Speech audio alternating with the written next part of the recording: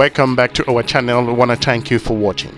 A few weeks ago, we made a video as to the reason why Gabon and Togo joined the Commonwealth.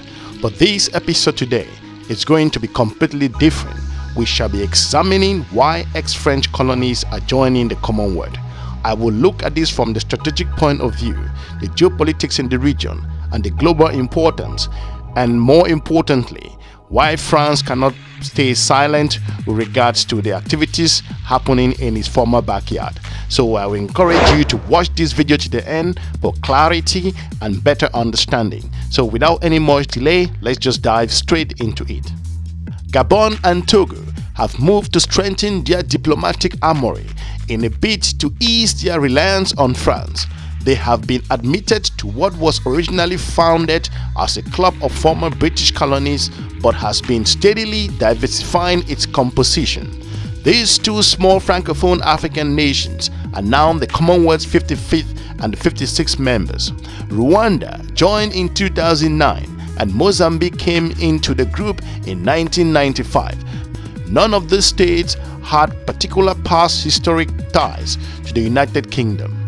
The fact that they have opted to join the Commonwealth suggests that they see the organization as a useful network of diplomatic and cultural influence and for exercising soft power on the world stage. Moving ahead, it also testified to the importance of English as a language of business, science and international politics, and the necessity of building a range of connections to support economic development and get diplomatic messages heard. For Gabon and Togo, Rwanda offers an encouraging precedent. Just 13 years after joining, it has now hosted the organization's summit meeting attended by heads of state and governments from all over the world, though there were some notable absenteeism, including the South African President Cyril Ramaphosa, in a recent event where Gabon and Togo accepted their membership and hosted their flag in the United Kingdom. Let's take a listen as to how that event took place. Present here today to join me in welcoming Gabon to Marlborough House and into the Commonwealth. It is a real pleasure to welcome you all on this important day for my country, the Gabonese Republic, as we symbolically raise the version bleu, the green, yellow and blue flag colors of the Gabonese nation here at the Commonwealth Secretariat for the first time.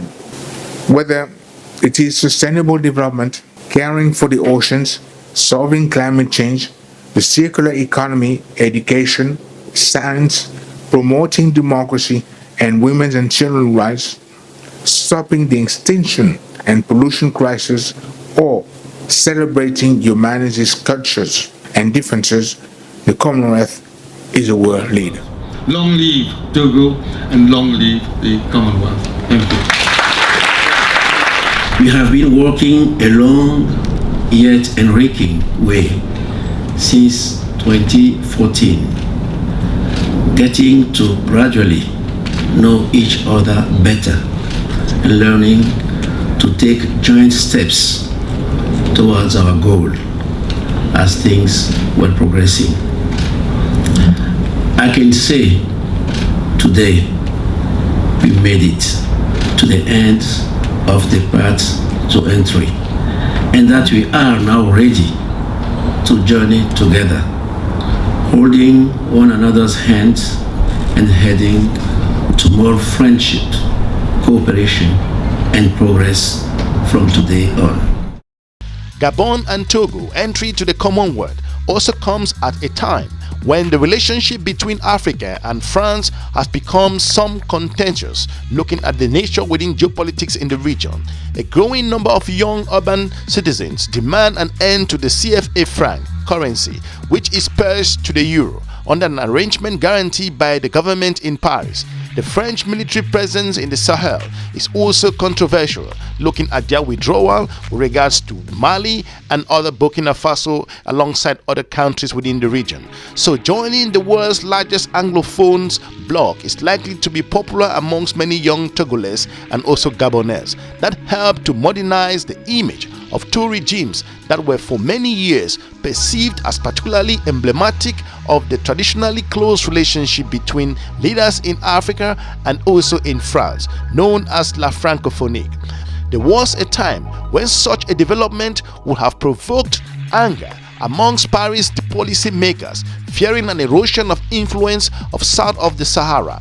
But today's French government take a much more relaxed view of such trends, for the same arguments about diversifying conduct and also building up such vehicles of international connections have also fueled the steady expansion of the Commonwealth Francophonie sister, the Organisations Internationale de la Francophonie, the OIF, which is also very important in the region.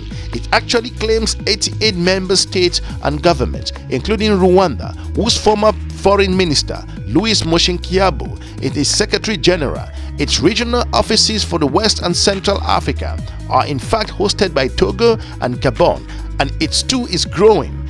In March, Ghana's foreign minister, Shirley Ayoko Boshri, announced that her country, a former British colony, once known as one of the beacons in democracy in the continent of Africa, which has been an associated member of the OIF since 2006, will complete the transition to full membership of the organization.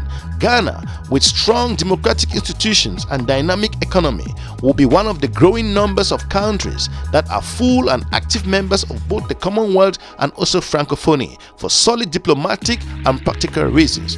Most of its neighbors in West Africa are French-speaking, and the government has been taking steps to equip its young people to make the most of the economic, cultural and political reality. For example, there are now 50 bilingual schools in that country. Nor should one forget the significant development of the small but still influential community of Portuguese language countries, the CPLP, most of which members are Africans. If you look at different aspects, considering a test for Togo, as we close this episode, if we draw back looking at the historical importance and the facts with regards to Togo and Gabon, Togo was ruled by the notoriously brutal dictator President Yassingbe Iyandema from 1967 to 2005 and has since then been led by his son Farouk Yandebe. Also, Gabon's president Ali Ben Bongo Ondimba is the son of Omar Bongo, head of state from 1967 to 2009, who swam with the trends and also towards multi-party politics in the 1990s, but took care to maintain the predominance of his ruling party and the role of his family in governance. First succeeding to the presidency, Ali Bongo was the defense minister. The Commonwealth officially press release announcing the admissions of Togo and Gabon stated the eligibility criteria for the Commonwealth membership, amongst other things, state that an applicant country should demonstrate commitment to democracy and democratic proceedings, including free and fair elections and representative legislature. Yet, Rwanda, President Paul Kagame, although lauded for overseeing undoubted social and economic development progress in his country, is accused by rights groups of being uncompromising authoritarian in the exercise of his power. Critics say the opposition is coward and also marginalized. Mr. Kagame also responded, claiming his government upholds human rights and there is nobody in Rwanda who is in prison that should not be there. Gabon will face a key barometer of governance, but for Togo, there is a fair immediate test. Looking ahead, the very day of the Commonwealth announcement, the authorities banned a planned demonstration by the opposition dynamic Missionnaire Corps-Zauber, the DMK in that country, the movement to protest against the rising cost of living and what is called bad governance and also injustice. It will be interesting to see whether Togo's new status as a Commonwealth member prods to the government into taking a more lenient line. If you look at the transformation with regards to the region, as to the reason why most French West African countries are moving. Hopefully we've informed you with regards to the reason why Gabon and Togo have decided to join the Commonwealth. If you are new to this channel, we encourage you to check some of our informative videos on this YouTube channel. We encourage you to keep the conversation going and let us know what you think with regards to this particular move as to what the Commonwealth is going to be offering these two African nations. For now, I want to thank you for watching. We are looking forward to meeting you soon in our next episode. So have a good day. Bye-bye. It is a great day for the Commonwealth. It is a great day for Gabon and the strengthening of the relationship between the Francophone and the Anglophone family across the world. Today we welcome you to our family, where we work every day to deepen our togetherness and strive for that invincibility.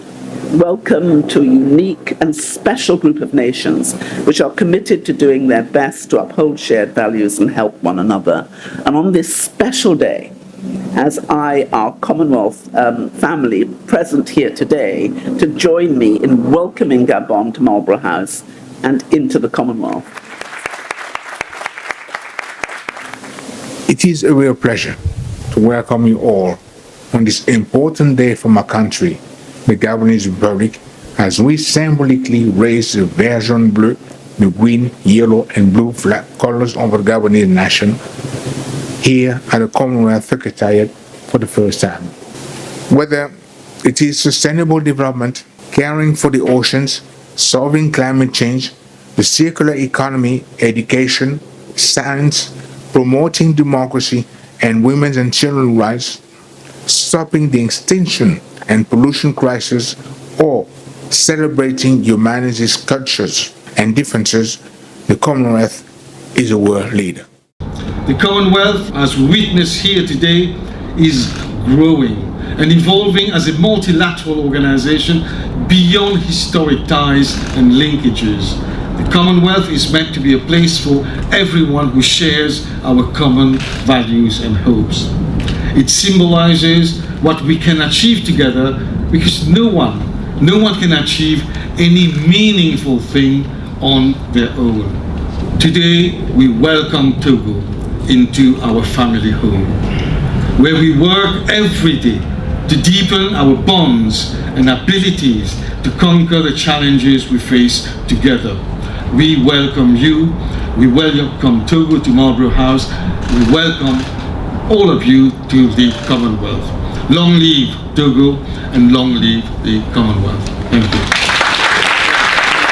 We have been working a long yet enriching way since 2014, getting to gradually know each other better and learning to take joint steps towards our goal as things were progressing.